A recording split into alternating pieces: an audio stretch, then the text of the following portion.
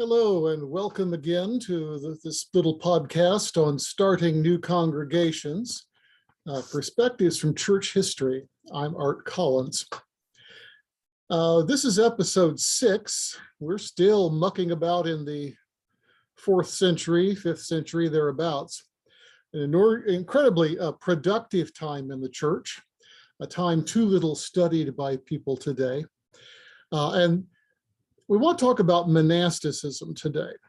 The greatest innovation of the first millennium of the church as far as ministry goes was the rise of monasticism.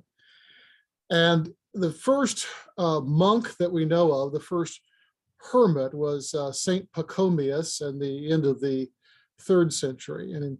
And going to the desert to get your head together, to meet God, became quite the thing in the 4th century. And it was a solitary quest. People went off to devote their lives exclusively to their relationship with God. Although, interestingly enough, they tended to go in groups, and so they were all alone together. We'll talk a little bit about that. The Desert Fathers, as they were originally called, were capable of staggering renunciations. It was a very ascetic movement. They denied themselves so many things, soft beds and relationships and rich foods and so forth, water sometimes. They kept looking for more and more extreme ways to dedicate themselves exclusively to God. And it was so extreme that it became called the white martyrdom. Christianity had become legal. There were no persecutions anymore in the Roman world, at least. And so you couldn't dedicate yourself to God with a blazing testimony in which you sacrificed your life to the procurator's whips and swords. And so you couldn't shed your blood in witness to Christ anymore.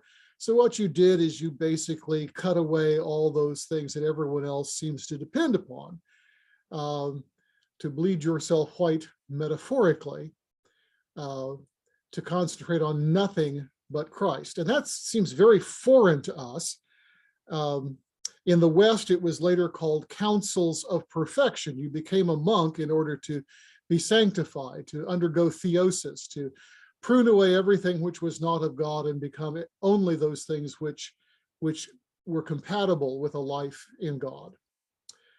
And as I said, the hermits would live alone, but they would often live in communities.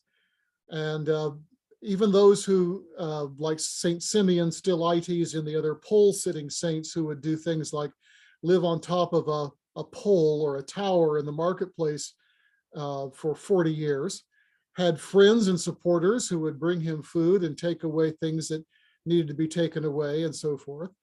And not only that, but the people who lived out in caves in the desert and so forth, they might have foregone all earthly comfort, but they weren't rude to people. Being a hermit didn't mean you didn't love people. You just wanted to love God more. And so as people saw what looked to them like obvious holiness, they would go out and find these desert hermits or these people sitting up on a pole somewhere, and they would ask them the meaning of life and take them their problems and ask them to pray for them and so forth. And they would, by and large, be graciously received. Even those who were trying to live only unto God and pay attention only to Him always had time for those who sought them out, who wanted to know how to live their lives. And it was Saint Anthony, the leader of the Desert Fathers, the primary monk of monks, who is the one who said, "Your life and your death are with your neighbor." So being a hermit, being a monk, wasn't about being a misanthrope. It wasn't about hating life or not liking other people. It was a search for perfection, for Christian perfection. The empire in the West was staggering to a close, and shortly thereafter, when it was being run by Goths and Franks, when the Pope authorized missions to Ireland, where the Romans had never penetrated, first Palladius and then Patrick. And Patrick went up and down the island evangelizing the people. And Ireland had no towns and wouldn't for several hundred years yet. The Vikings brought towns to Ireland. So the basis of the church in Ireland couldn't be the town with the town church the way it was in the old Roman Empire. Instead, it was the monastery. And the monastery undertook pastoral care of the people living in a tribal area, people who were keeping their cattle and so forth.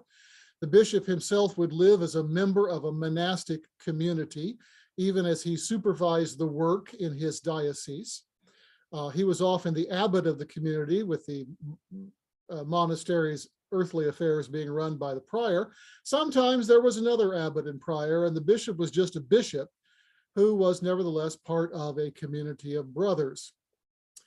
Irish monasticism was descended from Eastern monasticism, and they too often practiced staggering austerities and demonstrated extraordinary trust in God. They would throw themselves on the waves of the sea in a bare raft with no food or water and just assume that God would take them where they meant to be.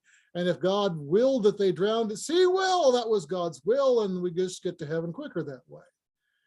And this courage to go anywhere and to be anything led the Irish monks to colonize and evangelize all over Northern Europe. They went to Iceland, they went to Scotland, which wasn't called Scotland yet, and began evangelizing it from the island of Iona. They went to Northumbria, the Anglian kingdom in the north of Britain. They went all over Gaul and down into Switzerland. Columbanus, one of the Irish monks, even wound up in the Italian Alps and founded the monastery of Bobbio. And everywhere the monks went, they did evangelism and they taught people about Christ, and they pioneered new forms of pastoral care. One of their great contributions was confession and penance, and the granting of absolution.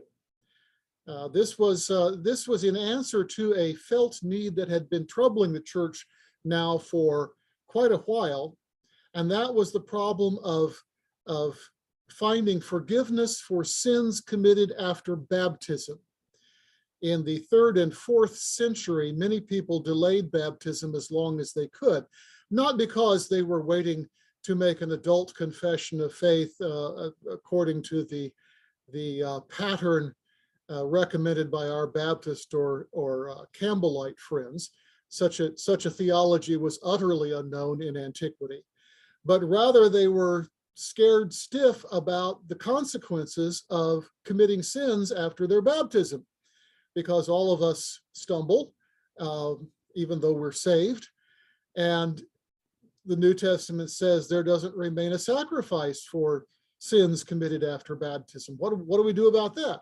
And so unless you had to be ordained or something, many people waited until their deathbeds, including the Emperor Constantine, to be baptized. The Donatist controversy split off over this issue of forgiveness for those who had apostatized, or not giving forgiveness for those who had apostatized during the persecutions. And so people felt this as a real problem.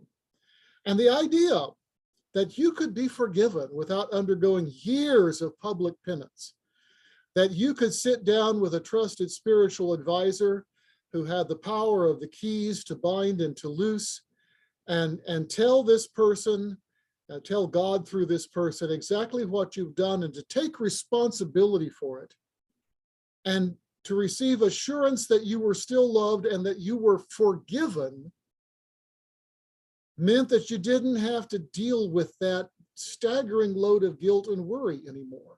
You were set free to get back to the business of trying to live unto God. And so there was no reason to delay baptism anymore. People were baptized in the normal course of things upon their conversion, or had their children baptized when they were born. which was actually a return to very ancient practice. And so the people's faith was strengthened because of the pastoral ministry that the monks brought to those who lived in the vicinity of these new monasteries that were springing up everywhere. And in a place where there were very few churches, the monastic chapel became, in effect, the parish church. When the Viking Age dawned, some of the hermits, the Irish hermits, especially on the Isle of Man and the Isles of the Hebrides, who were scattered by the Viking raids, would build little personal chapels called keels. And they would wind up assuming pastoral responsibility over the local people.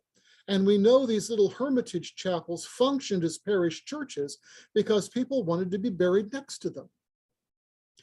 Well, not only did the monks bring congregations to within reach of people, pastoral care and worship to people, evangelism, they also kept learning alive in a dark age, and they circulated books constantly from one center to the other. They trained new clergy, not only to be monastics, but to be what are called secular clergy, clergy out in the world, not attached to a monastery.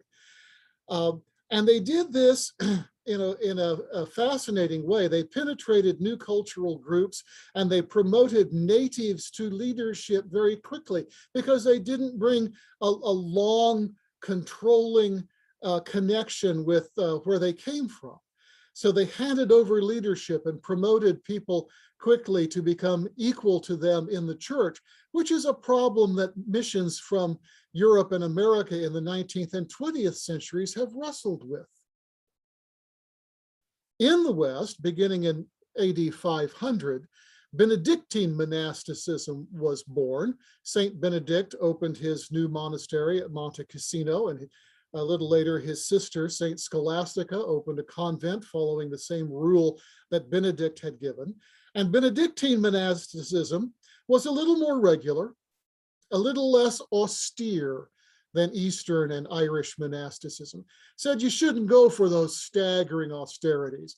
The goal was to be productive, to live unto God exclusively, but also to take care of your body so that you could serve God better.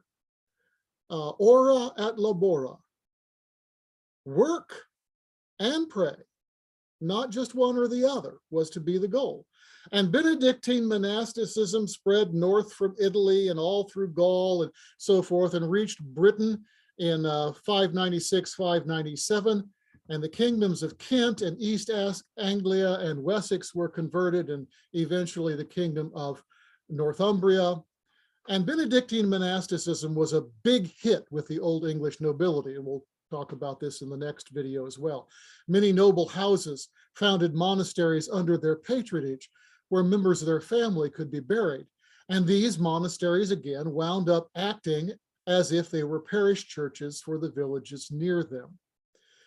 Benedictine and Irish monasticism faced off in Northumbria at the famous Synod of Whitby in 664, and Benedictine monasticism was adopted as the model. But the gifts of Irish monasticism were not repudiated, and it was St. Cuthbert, who had been raised in one, who became a leader in the other and continued spreading the gospel and traveling to villages and bringing the faith to people with his portable folding altar, which was buried with him. And monasticism, therefore, brought Christianity to people. It made it accessible to people, and it taught that you could be made perfect in love even in this life. Now think about that for a minute before you think, oh, that's a weird thing and none of us would ever do that. Monasticism has taught lessons that keep getting relearned, not only by the Third Order Franciscans, but by the Lollards, by the Church of the Brethren, and by Methodists. Methodism has been called monasticism for the masses because, like those little cells in community of the hermits living together, Methodism talked about the importance of relationship, of living in a community, of bearing one another's burdens in order to fulfill the law of Christ, to watch over one another in love, to be accountable to each other. And it taught that you could be made perfect in love in this life. The only difference is you didn't have to leave the world and go live a special life with other monks to do it. You could live that life right here, right now, in and among all the people you normally live among. And so the fullness of union with God could be experienced in the here and now. And counsels of perfection were not some special thing you had to take the cowl to do, but were within the reach of everyone, because everyone was within the reach of the Holy Spirit, who could make you that kind of person. And so when we talk about starting new congregations in the 21st century, I think we need to go back and think again about the lessons of monasticism, particularly as they have been filtered down to us through the work of John and Charles Wesley and their fellows. Many, many churches struggle with trying to institute the kind of relationships like the Methodist classes and bands into existing congregations. In small group ministries, it's this kind of option thing, but nobody really has to do it, and people don't know how to do it. And it's just easier to flip back and forth between the two poles of me and Jesus, that's very important, personal faith, and all of us together and Jesus, the big meeting with the big preaching and the big singing and all that kind of thing, the revivalist tradition that we are heir to. And we forget that the genuine engine of Methodism was you and me and Jesus, the small group where people pursued holiness of heart and life and the fullness of God's love in company with each other. And we tend to start churches all in a big rush to try to get enough people together to get things rolling to where we would have a big enough congregation to survive the first challenges thrown at us and establish ourselves. And then we go back and try to retrofit these middle relationships in, these little churches within the big church. And I'm suggesting to you that that's the wrong way to do it. We need to start with those middling relationships where people teach each other how to follow Christ and hold each other accountable for following Christ. And we're getting together in the big group is the treat. But the meat and potatoes is you and me and Jesus that keeps me and Jesus going. And so as we start a new congregation, in the old days, we would start classes and bands and have a society and so forth, and only later getting around to pulling people together to do a church. I'm not saying we have to wait, but we have to build in the classes and bands, the spiritual accountability, the search for wholeness in Christ from the get-go, or we're going to just be struggling with institutionalism later and never get around to being really doing the spiritual thing. It's just too easy to do another rally and to try and hold the big group together. So that's the challenge for today, to build in the accountability, the small groups, the sharing of grace, especially bearing one another's burdens, the modeling of faith to each other, the training of new leadership from the beginning, instead of just starting with a great big organization and an exciting charismatic type leader to lead it. And those churches that do that, I think, will thrive and do very well in the days to come. Whereas it becomes harder and harder to launch the big rally type churches, the big revivalistic churches, just by themselves.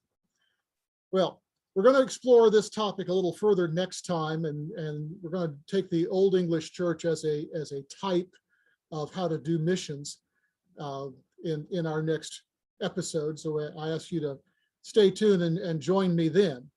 And this is Art Collins wishing you the very best of days, and God bless you all.